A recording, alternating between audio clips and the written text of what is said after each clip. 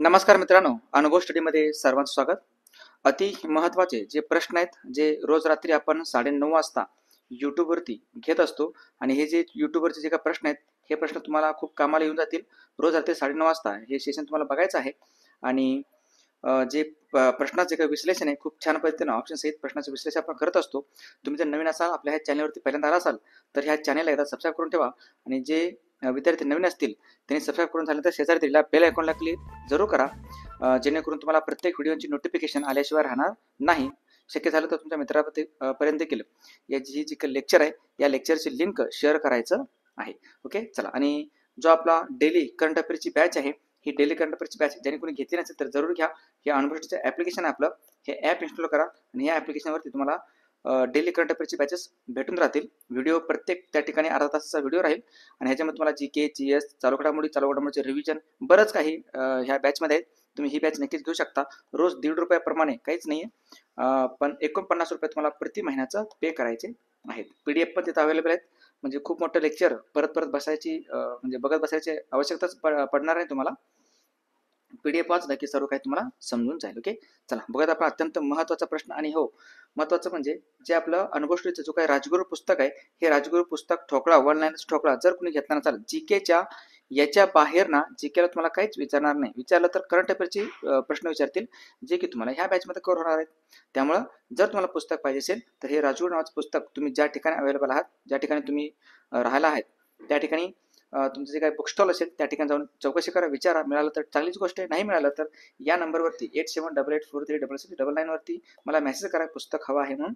नक्कीच तुम्हाला पुस्तक तुमच्या पत्त्यावरती पाठवून देण्यात येईल. संपूर्ण पत्ता, नाव वगैरे मला मेसेज करायचं याच नंबरवरती आणि ह्या QR कोडवरती तुम्हाला पैसे पाठवून द्यायचं आहे. ओके, चला आपण बघूयात. आजचा प्रश्न महत्त्वाचा आहे आणि पुस्तकाचं जर तुम्ही डेमो बघितलात तर डेमो देखील मी तुम्हाला पाठवून देत असतो.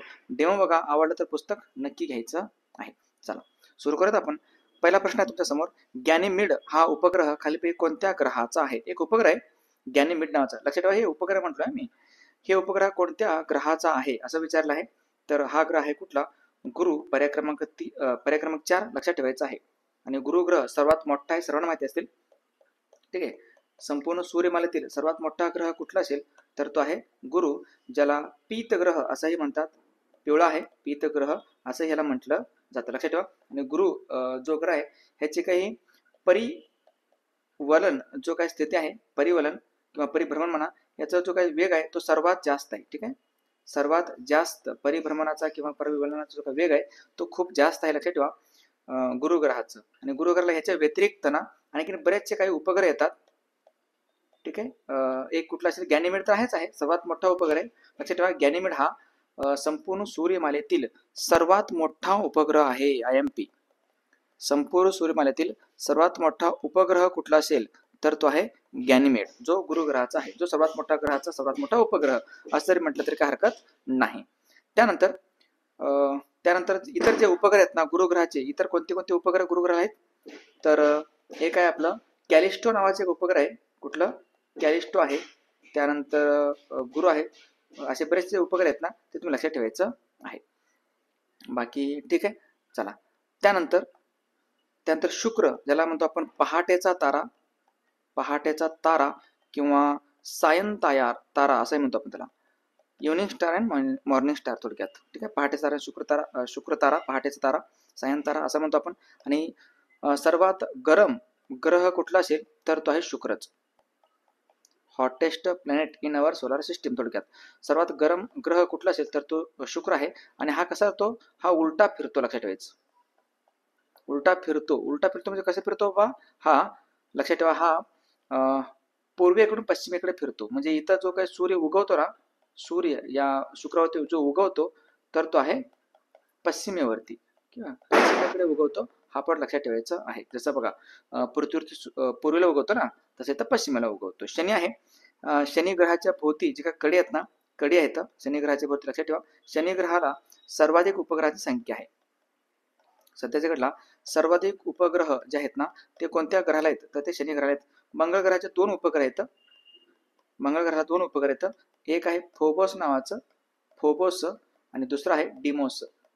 फोबस आणि डिमोस हे दोन उपग्रह या शनी ग्रहाचे आहेत. हा पण पॉईंट लक्षात ठेवायचा आहे. संपूर्ण सूर्यमाला आहेत ना, सूर्यमाला, या संपूर्ण सूर्यमालावरती माझा एक व्हिडिओ आहे यूट्यूबवरती, तुम्ही टाका आपली सूर्यमाला स्वामी सर किंवा अनुभव स्टडी, तुम्हाला खूप सहजासहजी तो व्हिडिओ बघून भेटून जाईल. तो संपूर्ण सूर्यमाला तिथं मी कव्हर केलेला आहे, तो व्हिडिओ तुम्ही नक्कीच बघायचा आहे.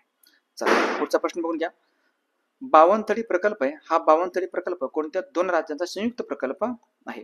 कोणत्या दोन राज्यांच्या दरम्यान आहे हा बावनथडी प्रकल्प? तर याचा आन्सर आहे पर्याय क्रमांक 3, महाराष्ट्र आणि मध्य प्रदेश. ठीक आहे, महाराष्ट्र आणि मध्य प्रदेशचा करेक्ट आन्सर आहे. या दोन राज्यांच्या दरम्यान बावनथडी प्रकल्प आहे. कुठे हे कुठे येतं हे प्रकल्प? हे भंडारा या जिल्ह्यामध्ये आहे, लक्षात ठेवा. ठीक आहे, भंडारा या जिल्ह्यामध्ये बावनथडी प्रकल्प सुपर IMP आहे.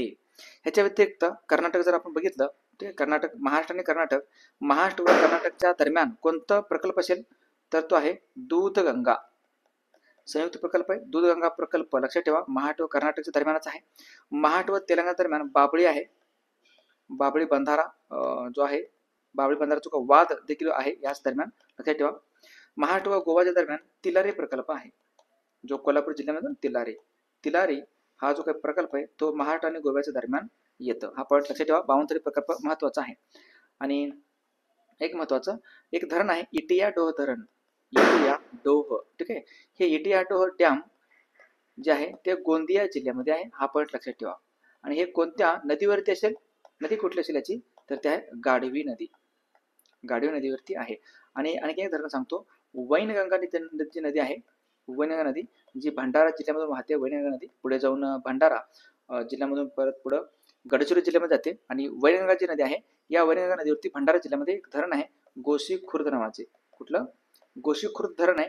आणि गोशी खुर्द धरणाच्या जलाशयाचं नाव काय आहे? कमेंट बॉक्समध्ये सांगायचं आहे.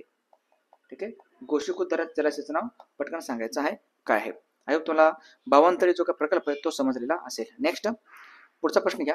पुढचा प्रश्न महत्वाचा आहे, उपनगरांची राणी म्हणून कोणत्या शहराला ओळखलं जातं? एक शहर आहे खूप महत्वाचं, ज्याला म्हणतो आपण काय? उपनगरांची राणी. उपनगरांची राणी कोणत्या शहराला म्हणतो आपण? त्याला म्हणतो आपण बँड्राला, बांद्रा. लक्षात ठेवा, महत्वाचं आहे. मुंबईमध्ये येतं ना बँड्रा, मुंबईमध्ये येतं बँड्रा किंवा बांद्रा म्हणतो आपण. उपनगरांची राणी असं याला म्हटलं जातं. बाकी उल्हासनगर एक मनपा आहे, महानगरपालिका आहे. कोणत्या जिल्ह्यामध्ये? ठाणे जिल्ह्यामध्ये उल्हासनगर महानगरपालिका आहे, लक्षात ठेवा. आणि मुंबईची परसबाग म्हणून नाशिक जिल्ह्याला ओळखलं जातं, नाशिक शहराला ओळखलं जातं मुंबईची परसबाग. लक्षात ठेवा, मुंबईची परसबाग कशाला म्हणतो आपण? नाशिकला म्हणतो. आणि विद्येचे माहेरघर म्हणतो आपण कशाला? विद्येचे आणि शिक्षणाचे थोडक्यात. ठीक आहे, शिक्षणाचे माहेरघर म्हणून पुणे या शहराला ओळखलं जातं. पुणे शहर लक्षात ठेवा, माहेरघर म्हणतो आपण त्याला.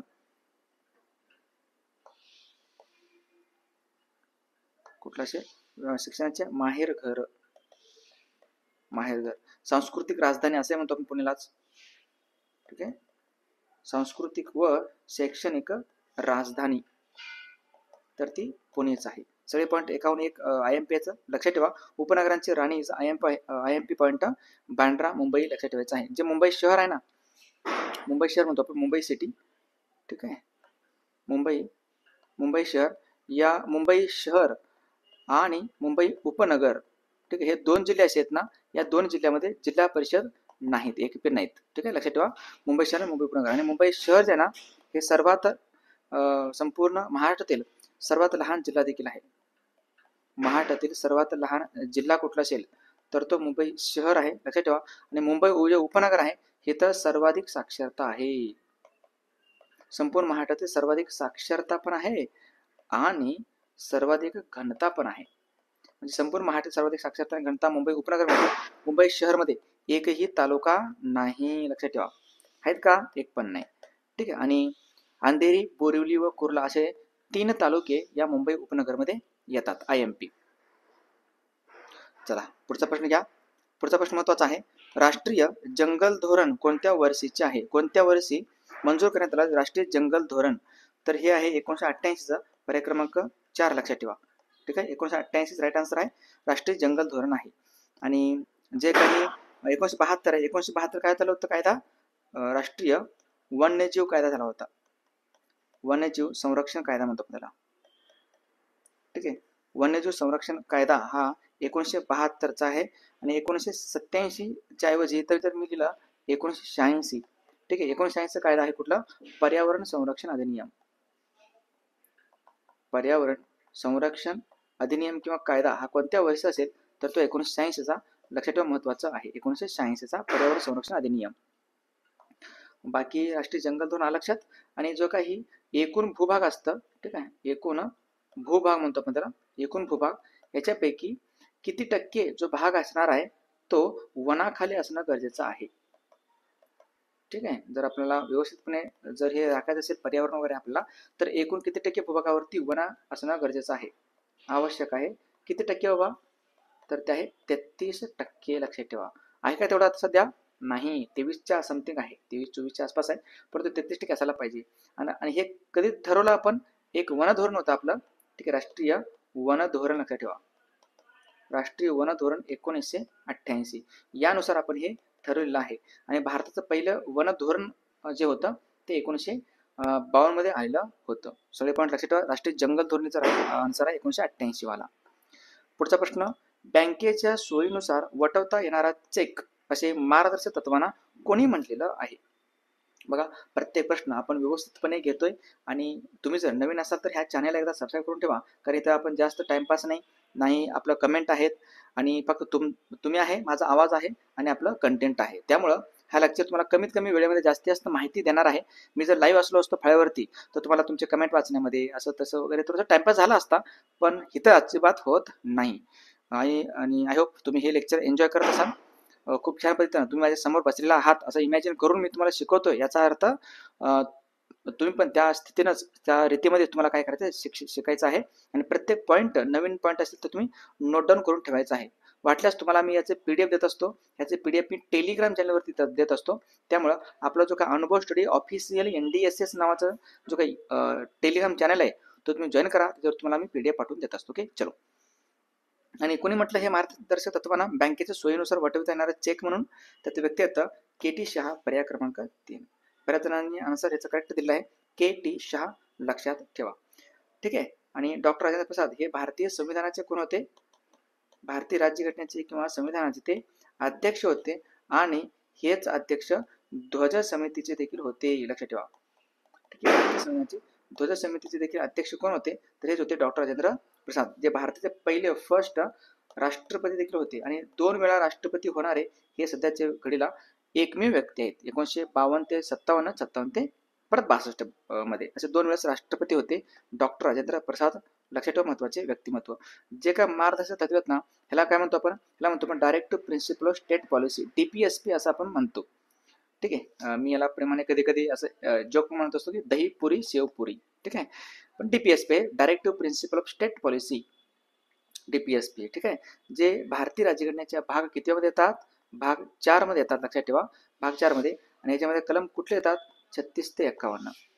36 ते 51 येतं. आणि याच DPSP येतं, directive principal of state policy, मार्गदर्शक तत्वे. हे आपण आयर्लंड या देशाकडून घेतलेलं आहे.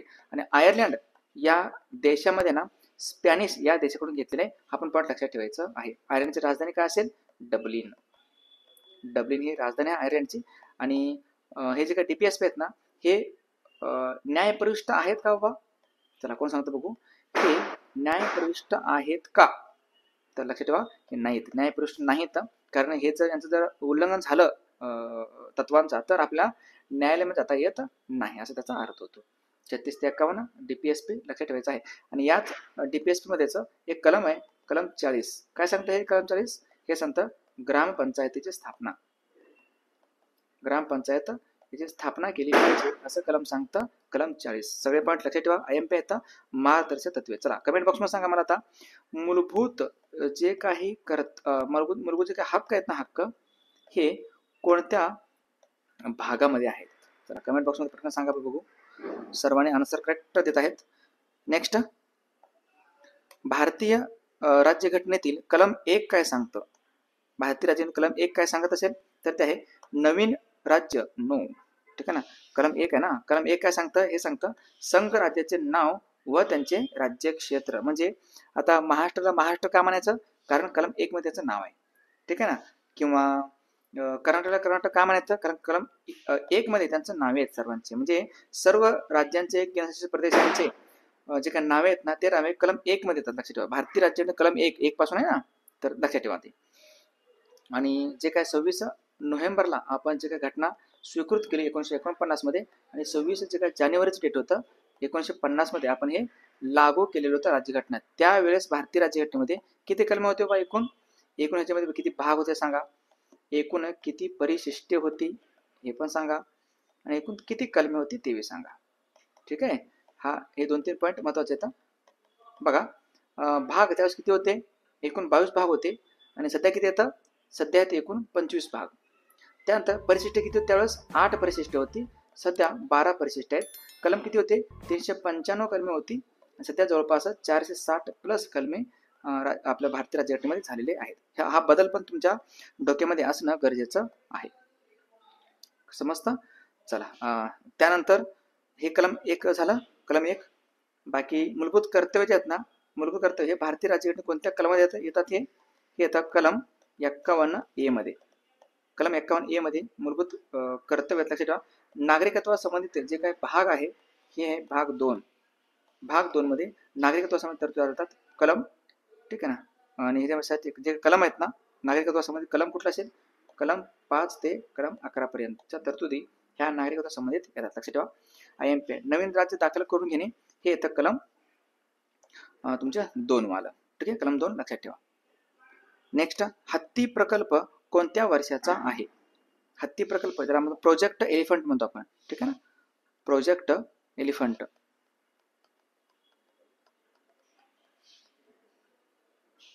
प्रोजेक्ट एलिफंट जो हत्ती प्रकल्प हा कधीचा आहे, हा आहे 1992चं. Right answer. तुमचा अभ्यास खूप छान पद्धतीने झालेला आहे, होत आहे, आणि त्याच्यामध्ये आणखी मी नवीन नवीन पॉईंटची भर देखील टाकत असतो, त्यामुळे हे नवीन पॉईंट घेत चला. प्रोजेक्ट एलिफंट हा कधीचा आहे, हा 1992चा आहे. मग 1973चं काय असेल, व्याघ्र प्रकल्प आहे, प्रोजेक्ट टायगर. व्याघ्र प्रकल्प जो आहे ना तो 1973चा आहे. IMP लक्षात ठेवा.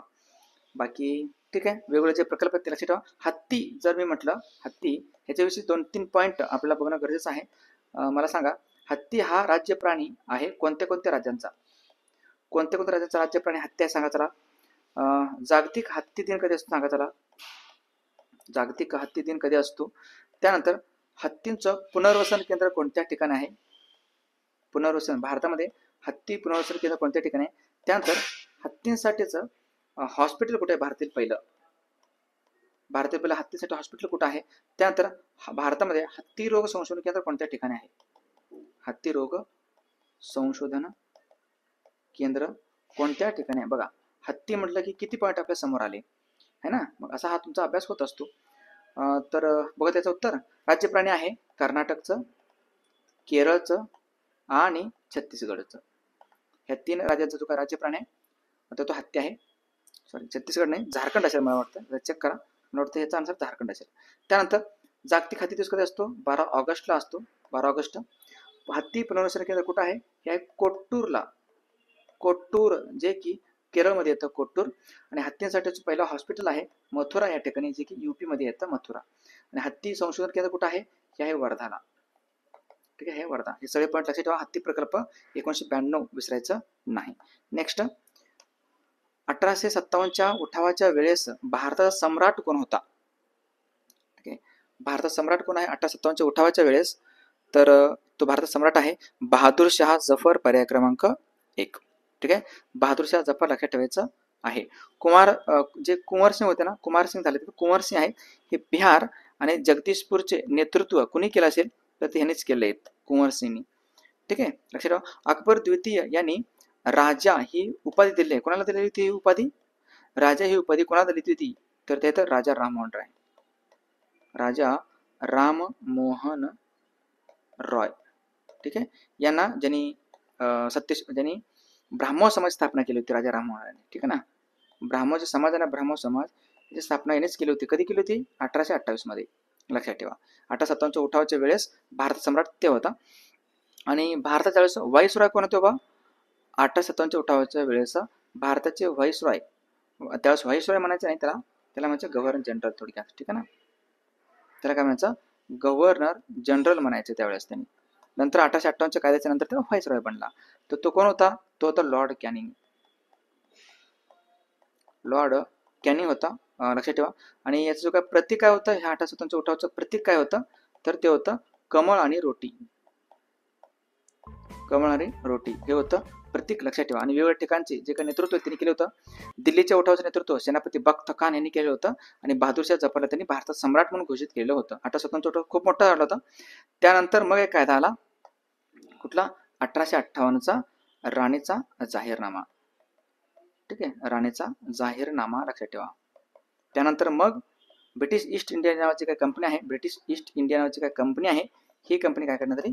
समाप्त करण्यात आली. राजा किंवा राणीचं रूल त्या ठिकाणी आलेलं आहे आणि जो काही व्हाईसरॉय बनला तो पहिला व्हाईसरॉय लॉर्ड कॅनिंगच बनलेला आहे.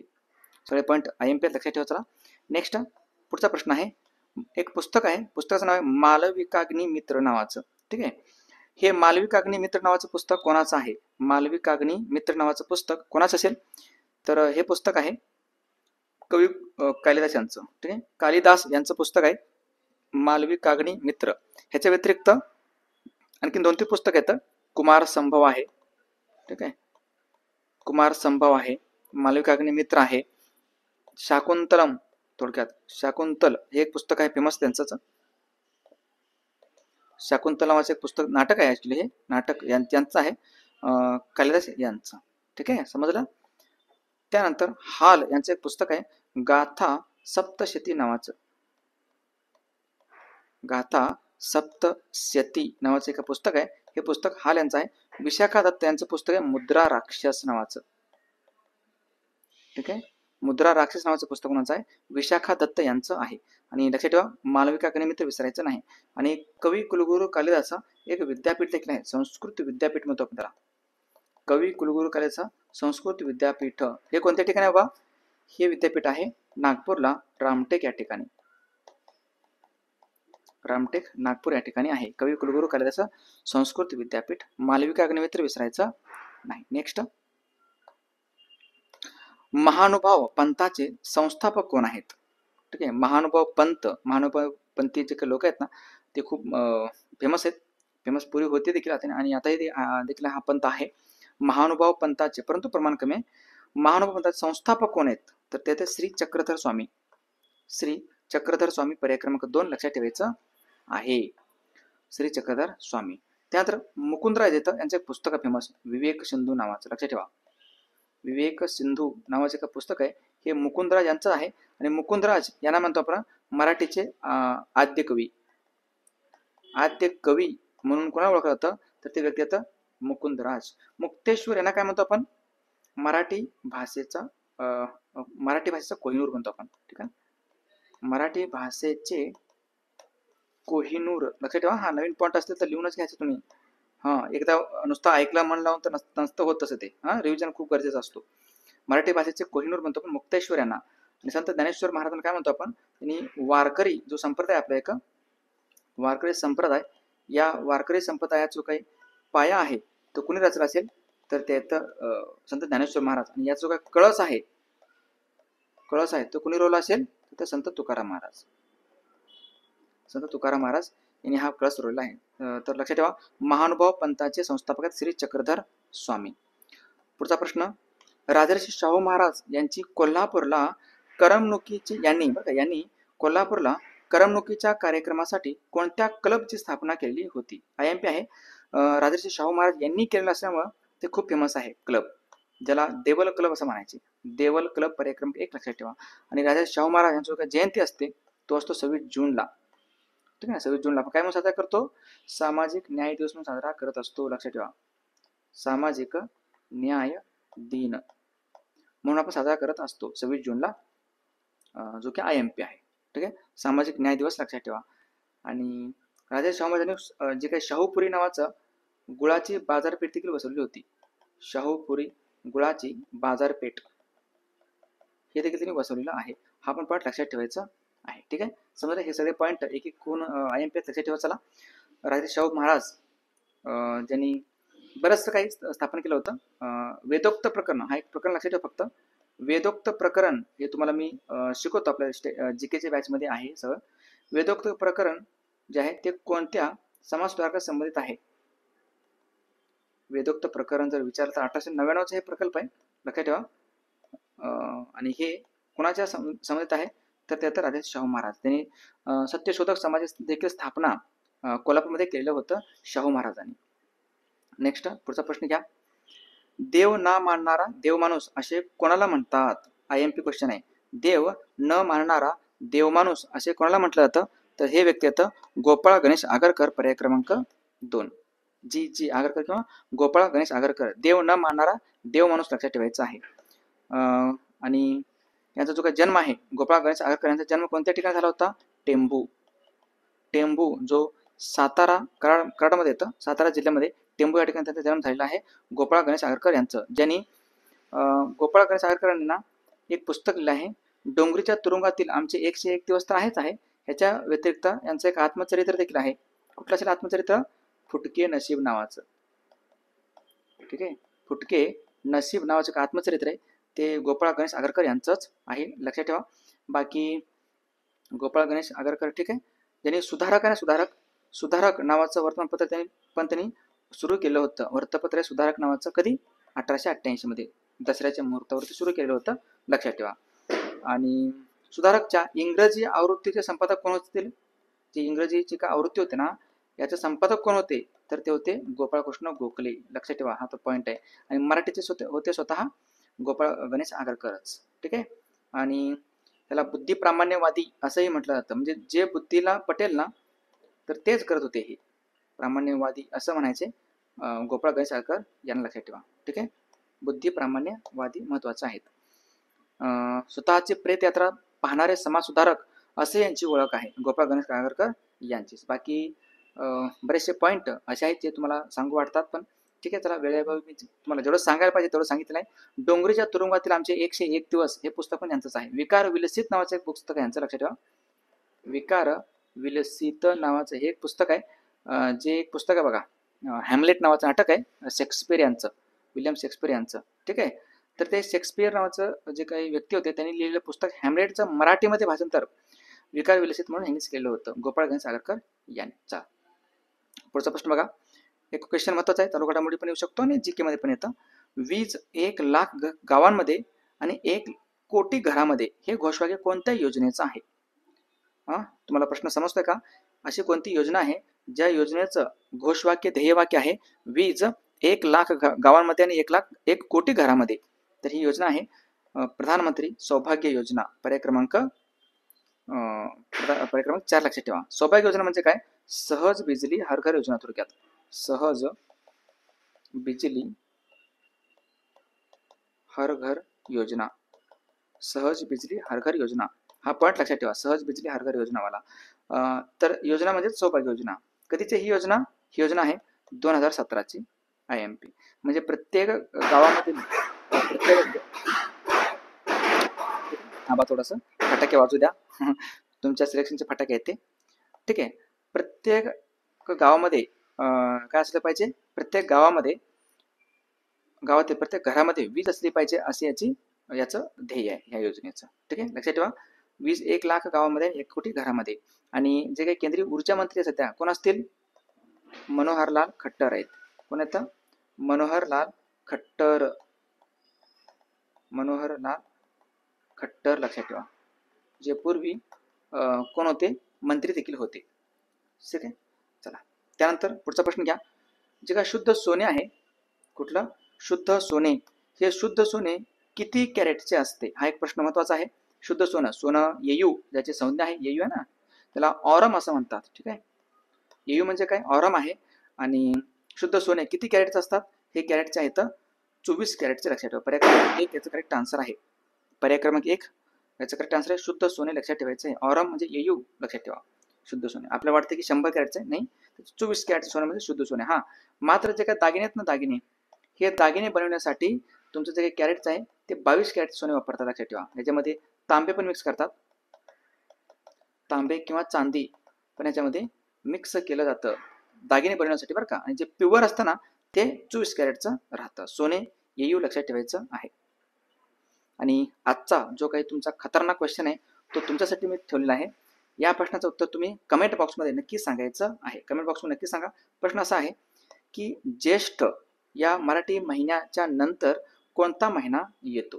तर सर्वांनी न चुकता कमेंटमध्ये याचं उत्तर सांगायचं आहे. कमेंट बॉक्समध्ये ज्येष्ठ या मराठी महिन्याच्या नंतर कोणता मराठी महिना येतो? तुमच्यासमोर ऑप्शन 4 आहेत. एक आहे आषाढ, दुसरा आहे कार्तिक, तिसरा आहे श्रावण, चौथा आहे भाद्रपद. तुम्ही जर नवीन असाल तर या चॅनलवरती पहिल्यांदा आला असाल तर या चॅनलला एकदा सबस्क्राईब करून ठेवा. आणि हे अशा प्रकारचे माहिती कंटेंट तुम्हाला मी रोज देत असतो. अर्धा तासाचं लेक्चर आहे, परंतु ह्या 30 मिनिटामध्ये तुमचं अख्खं 30 वर्षाचं जे आयुष्य आहे ते खूप छान पद्धतीनं तुम्हाला जगता येणार आहे. 30 म्हणजे तुम्ही 300 वर्ष जगो अशीच ईश्वरचरणी प्रार्थना करतो. आणि जो काय आपलं पुस्तक आहे, आपलं राजगुरू नावाचं पुस्तक, हे राजगुरू पुस्तक कोणी मागवलं नसाल तर नक्कीच तुम्ही मागवायचं आहे. या नंबरवरती मला मेसेज करा 8788436699 वरती, किंवा या स्कॅनरवरती स्कॅन करून मला पैसे पाठवून 500 रुपये पाठवायचे तुम्हाला. आणि संपूर्ण पत्ता वगैरे तुम्हाला काय करायचं पाठवायचं आहे. पिनकोड सहित पत्ता पाहिजे, हे तुम्ही कन्फर्म डोक्यात ठेवा. कोण कोण पत्ता पाठवतात पण ते फक्त पिनकोड पाठवत नाहीत, फक्त आपलं नाव लिहून देत पाठवतात. अभि असं नका ना करू, ठीक आहे ना. कोणकोणतं लोकेशन पाठवतात, जे करंट लोकेशनमध्ये जातं GPS पाठवतं. मी काय तुम्हाला तिथे देऊन देणार आहे नेऊन? हां, पोस्टमन येणार नाही बाई. मग पोस्टमन येणार असेल तर पिनकोड आवश्यक आहे ना. मग कसं रे? आणि नक्कीच तुम्ही हे पुस्तक घेताना असेल तर घेऊन टाका. जीकेचा शोध तुमचा संपणार आहे. आणि हे एका पुस्तकातून तुम्हाला बरेचसे प्रश्न मोबाईलला सापडतील. असं होऊ नये परत की बाबा पेपर झाल्यानंतर तुम्हाला कळू नये की अरे यार आपण हे पुस्तक अगोदर घ्यायला पाहिजे होतं, है ना. ती जी काय खंत, ती जी काय तुमच्या डोक्यातलं जे काही संभ्रम आहे तो आत्ताच मिटवते तुम्हाला. हे पुस्तक तुम्ही घेऊन टाका. डेमो बघा अगोदर, आवडलं तर घ्या, नसेल तर पुढच्या वर्षी घ्या, काही अडचण नाहीये. चलो, 49 रुपयाचा जो काय आपलं करंट अफेअरचं बॅच आहे, डेली करंट अफेअर्स तिथं होत आहेत बरं का, रोज मी घेतोय. हां, हे तुम्ही घ्या नक्कीच बॅच. आणि याची सर्वांची लिंक मी कमेंट बॉक्समध्ये दिलेली आहे किंवा डिस्क्रिप्शन बॉक्समध्ये येतं. ॲप्लिकेशनची लिंक पण आहे, तुम्ही घेऊन टाका. याच्यासहित तुम्हाला स्पेशल जीकेची बॅच आहे आपली, ठीक आहे. स्पेशल जीकेचा जो काय बॅच आहे ना तो 199 आहे फक्त, 6 महिन्याचं व्हॅलिडिटी त्याची. ते पण तुम्ही घेऊन टाका. इतिहास, भूगोल, विज्ञान सर्व काही तुमचं कव्हर होऊन जाईल. आणि PDF पण मी तिथं दिलेला आहे. चला एकदा सबस्क्राईब करून टाका बरं पटकन. चला, ज्यांनी व्हिडिओ लाईक केला असेल त्यांनी लाईक केलं नसेल तर त्यांनी लाईक करा.